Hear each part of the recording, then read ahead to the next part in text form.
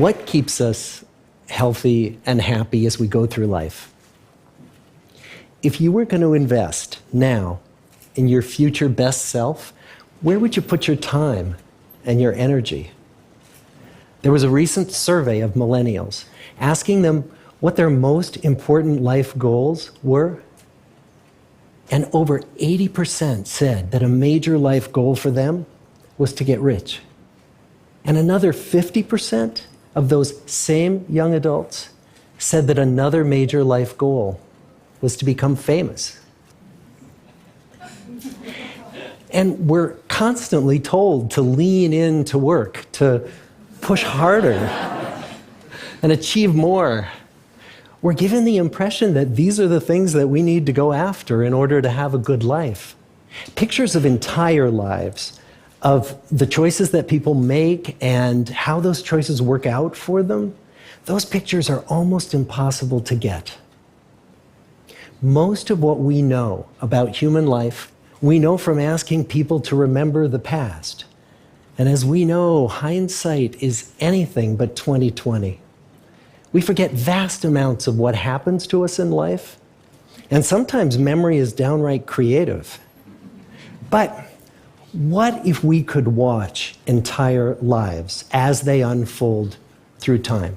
What if we could study people from the time that they were teenagers all the way into old age to see what really keeps people happy and healthy? We did that. The Harvard study of adult development may be the longest study of adult life that's ever been done. For 75 years, we've tracked the lives of 724 men. Year after year, asking about their work, their home lives, their health, and of course, asking all along the way without knowing how their life stories were going to turn out. Studies like this are exceedingly rare.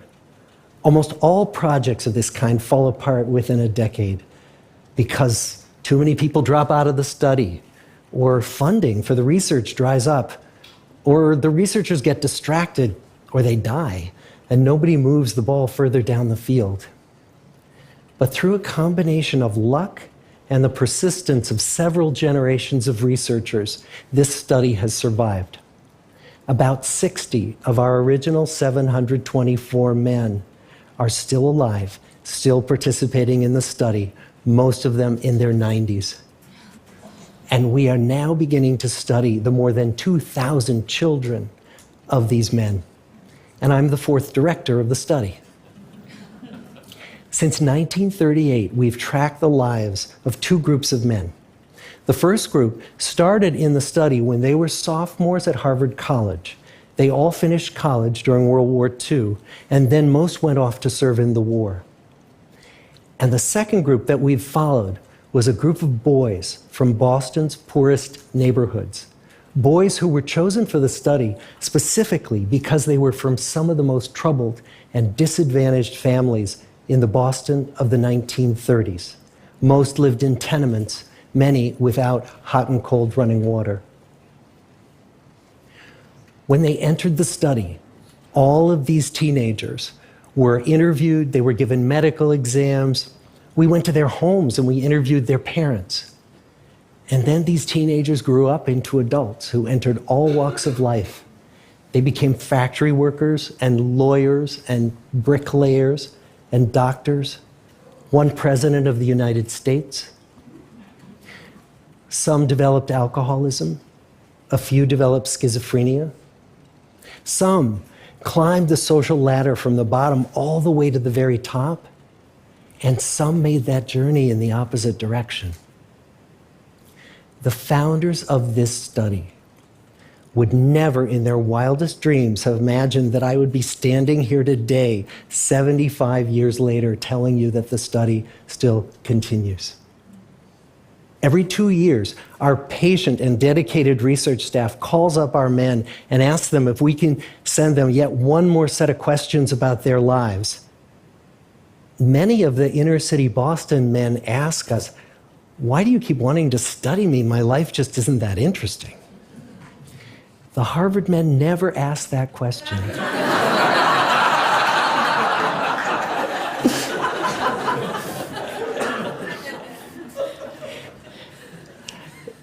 get the clearest picture of these lives, we don't just send them questionnaires.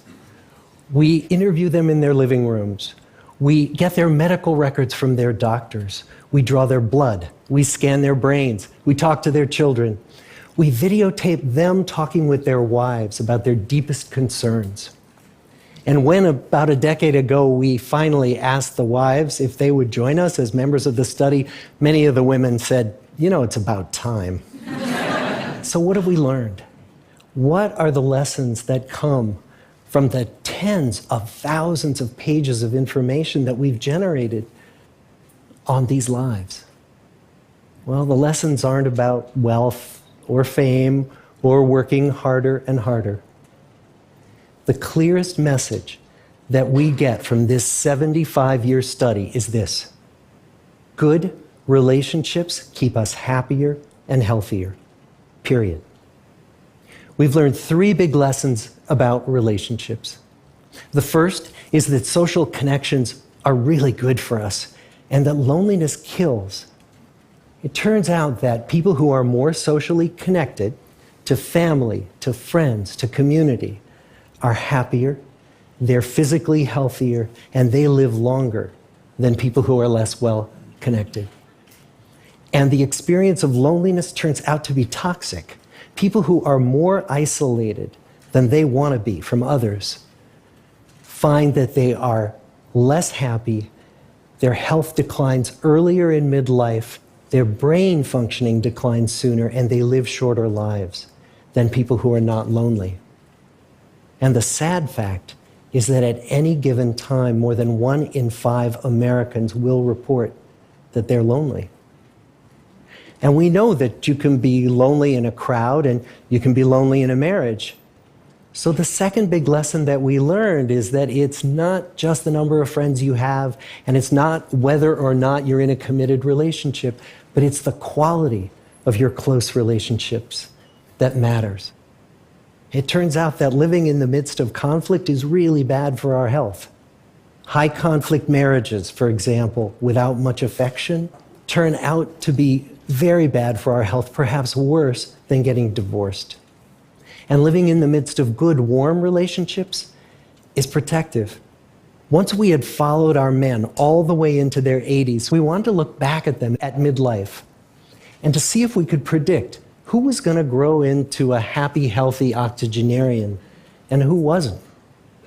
And when we gathered together everything we knew about them at age 50, it wasn't their middle-aged cholesterol levels that predicted how they were going to grow old.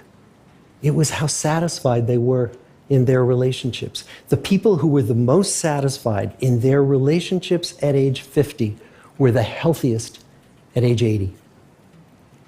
And good, close relationships seem to buffer us from some of the slings and arrows of getting old.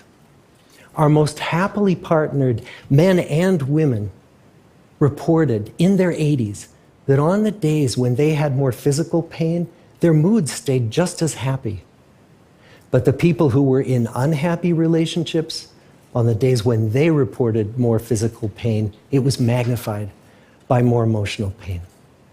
And the third big lesson that we learn about relationships and our health is that good relationships don't just protect our bodies, they protect our brains. It turns out that being in a securely attached relationship to another person in your 80s is protective. That the people who are in relationships where they really feel they can count on the other person in times of need, those people's memories stay sharper longer. And the people in relationships where they feel they really can't count on the other one, those are the people who experience earlier memory decline. And those good relationships, they don't have to be smooth all the time. Some of our octogenarian couples could bicker with each other day in and day out. But as long as they felt that they could really count on the other when the going got tough, those arguments didn't take a toll on their memories. So, this message that good, close relationships are good for our health and well-being, this is wisdom that's as old as the hills. Why is this so hard to get and so easy to ignore? Well, we're human. What we'd really like is a quick fix, something we can get that'll make our lives good and keep them that way. Relationships are messy and they're complicated, and the hard work of tending to family and friends, that's not sexy or glamorous. It's also lifelong. It never ends. The people in our 75-year study who were the happiest in retirement were the people who had actively worked to replace workmates with new playmates. Just like the millennials in that recent survey, many of our men, when they were starting out as young adults, really believed that fame and wealth and high achievement were what they needed to go after to have a good life. But over and over these 75 years, our study has shown that the people who fared the best were the people who leaned into relationships with family, with friends, with community. So what about you? Let's say you're 25, or you're 40, or you're 60. What might leaning into relationships even look like? Well, the possibilities are practically endless.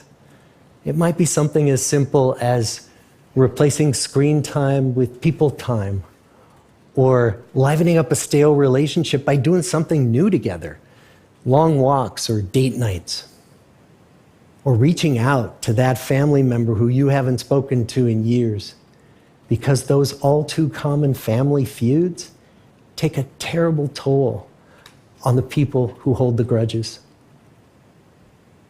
I'd like to close with a quote from Mark Twain.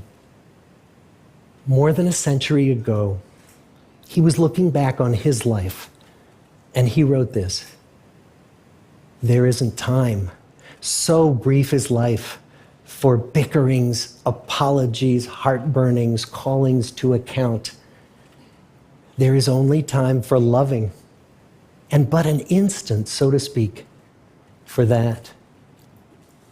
The good life is built with good relationships." Thank you.